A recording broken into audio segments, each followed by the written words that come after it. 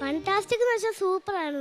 മലയാളികൾ നെഞ്ചിലേറ്റിയ ഒരു നിത്യഹരിത ഗാനവുമായി ടോപ്പ് സിംഗർ വേദിയുടെ മനം കവരാൻ ഇന്ന് ഇവാൻ കുട്ടൻ എത്തുന്നു. മാവിന്റെ കൊമ്പ് തിന്ന് വാങ്ങപ്പോ നിന്നു.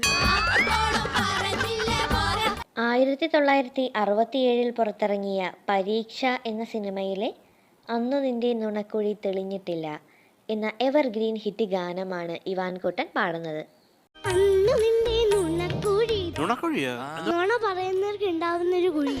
പി ഭാസ്കരൻ മാസ്റ്ററുടെ വരികൾക്ക് MS ബാബുരാജ് ഈണം പകർന്ന ഈ സൂപ്പർ ഹിറ്റ് ഗാനം ആലപിച്ചിരിക്കുന്നത് ദാസേട്ടനാണ്.